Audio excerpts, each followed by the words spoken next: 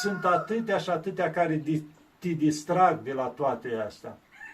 Te-ai dus acasă repede la televizor, o știri, ceva, internetul îți mai spune altceva și ajungi la un moment dat la o stare de oboseală și o stare de nu mai știi să te bucuri.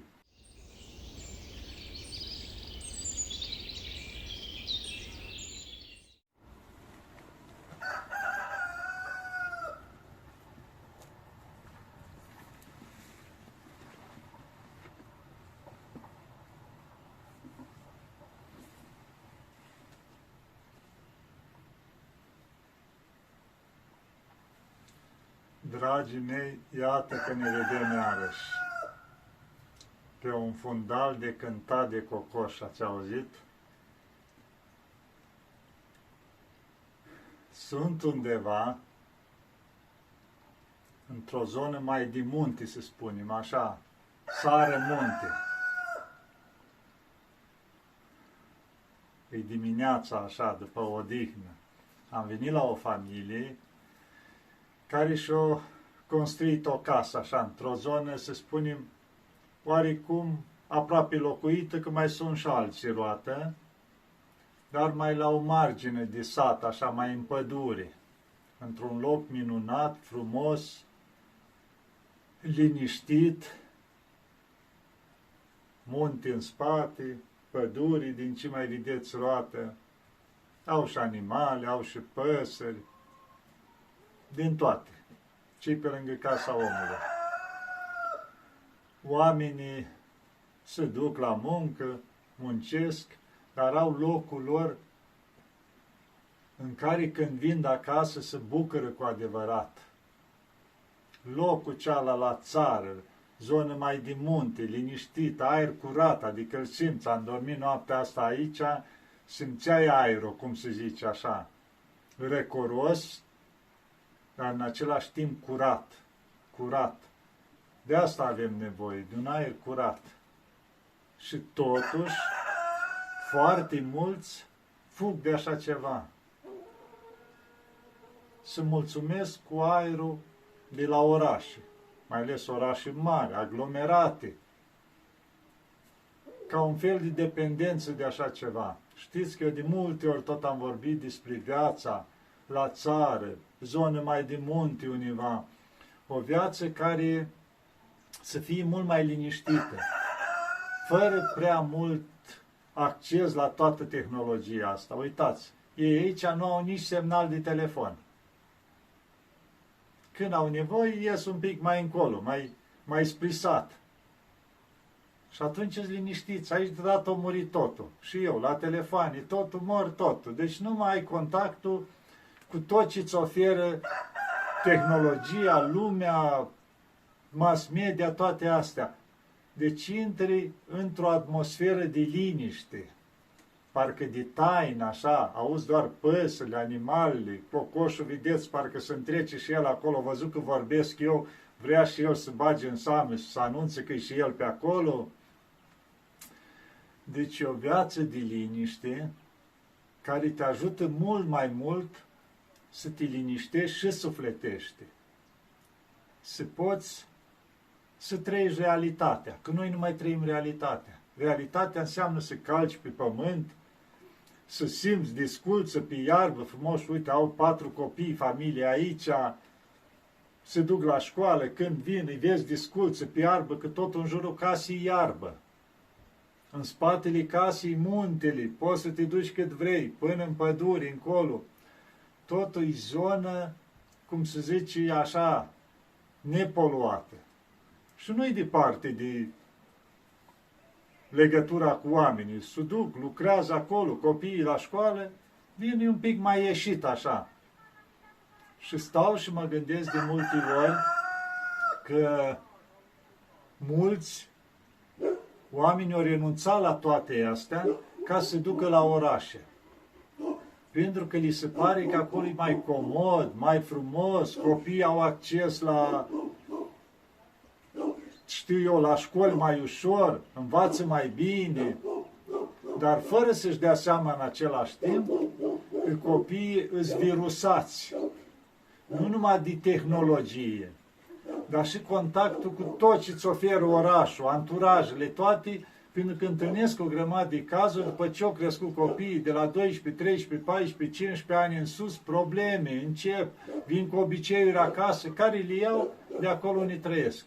Aici făceam diferența, mă uitam la familia asta, copiii, cât de frumos crescuți, adică tot așa, ideea, adică o simplitate. Și copiii care învață bine la școală.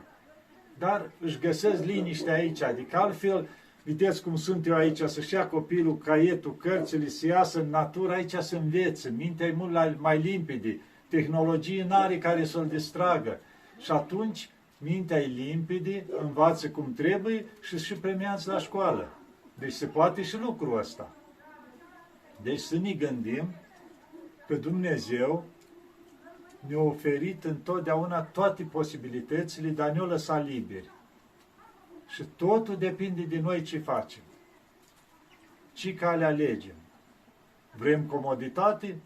Găsim comoditate. La oraș, 8 ore de muncă, vii acasă, dai drumul la televizor, intri pe internet, dar doar asta e viața noastră, limitată la lucrurile astea, să nu ne bucurăm de tot ce a creat Dumnezeu, de tot ce ne-a oferit Dumnezeu, de atâta frumuseți. Nu vedeți că acum am fost un pic prin țara asta.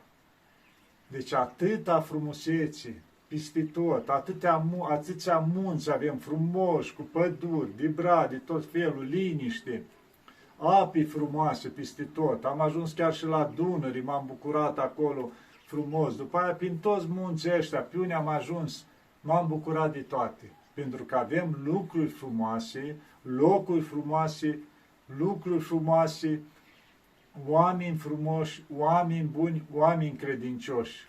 Mereu s-o încerca să ni se spună că românii nu-s buni de nimica, că nu-s capabili, că nu-s așa, știu eu, adică în tot felul ni se implementeze că nu suntem buni de nimic.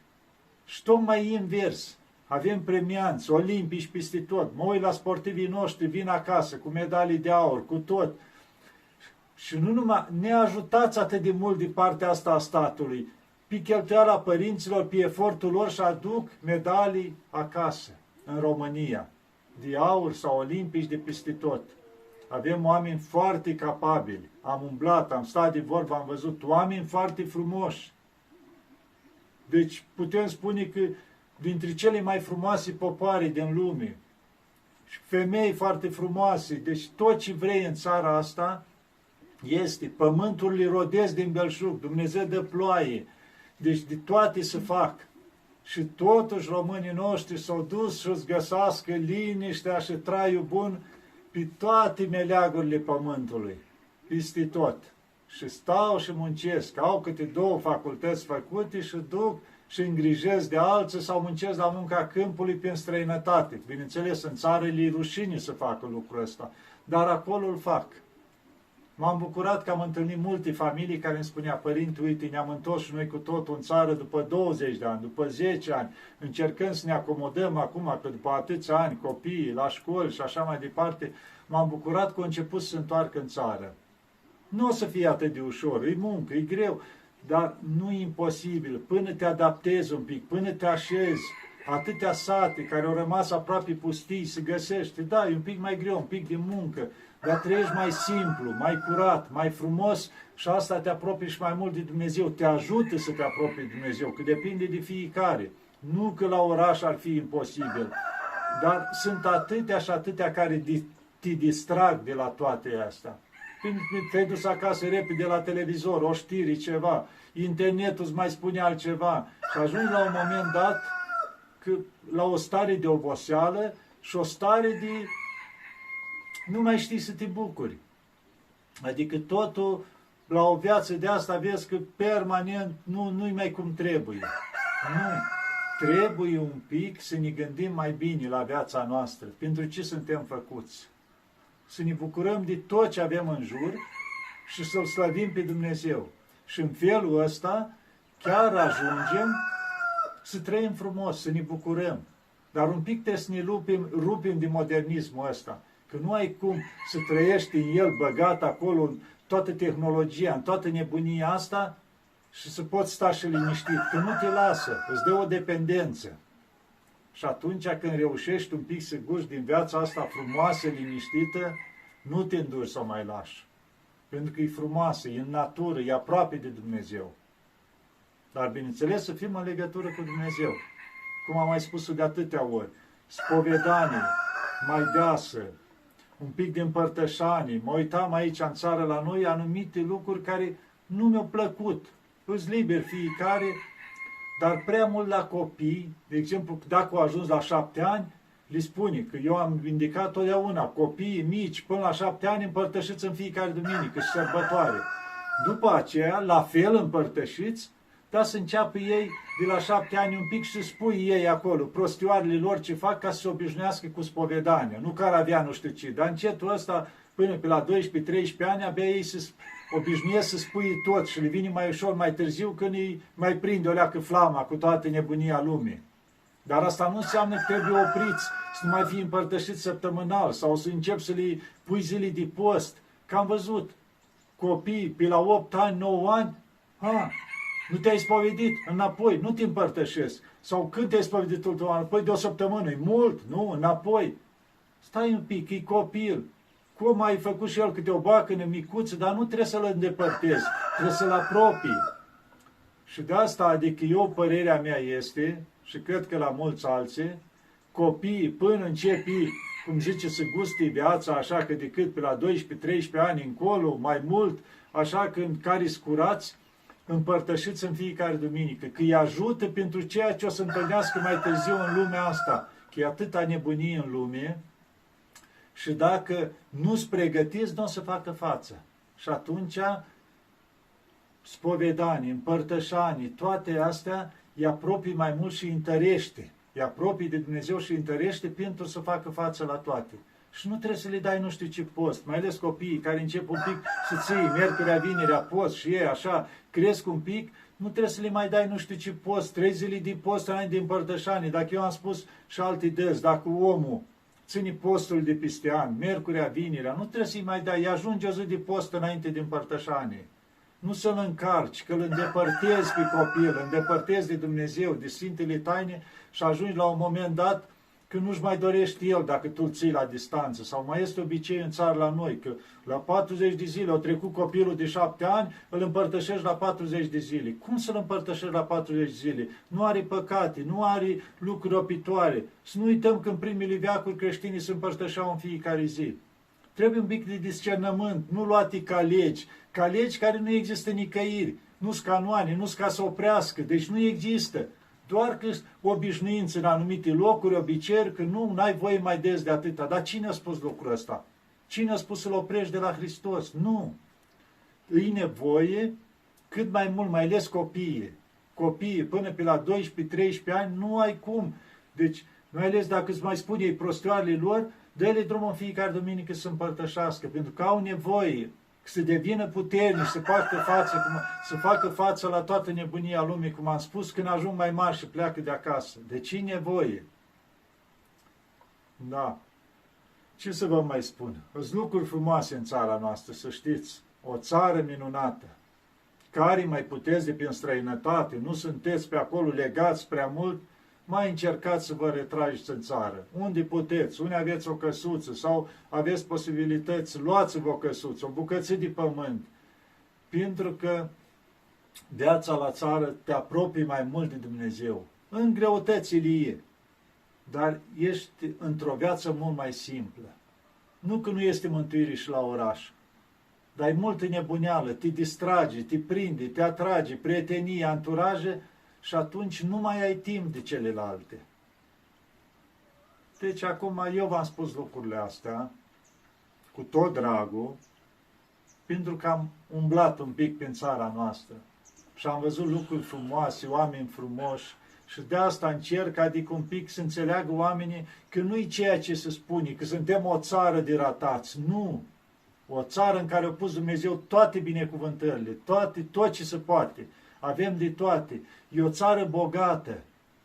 La noi dă Dumnezeu ploaie, cresc peste tot și peste toate. Numai să fim, cum se zice, lăsați în pace și țara noastră s-a ridicat de la sine. Avem de toate. dar să punem un pic de suflet și să punem umărul la ea. Și bineînțeles să-i cerem ajutorul lui Dumnezeu, că fără Dumnezeu nu putem face nimic. Și în special la Maica Domnului, multă rugăciune, multă nădejde, să-i cerem ajutorul, că e legătura noastră cu cerul. Toate darurile vin prin Maica Domnului. Și atunci să vedeți cum prosperează toate, cum oamenii devin mai buni, mai îngăduitori, dar e nevoie să cerem ajutorul. Și să ne dăm silința și noi un pic. Și atunci să fac minuni în viața noastră și cu țara noastră. Să vă ajute Maica Domnului, să vă aibă în pază și să nu deznădăjduiți niciodată. Pentru că o avem pe Maica Domnului ca mamă. Nu ne lasă niciodată. De ajuns să strigăm un pic la ea și ea ne ia în brațe. Doamne ajută, să ne ajute Maica Domnului.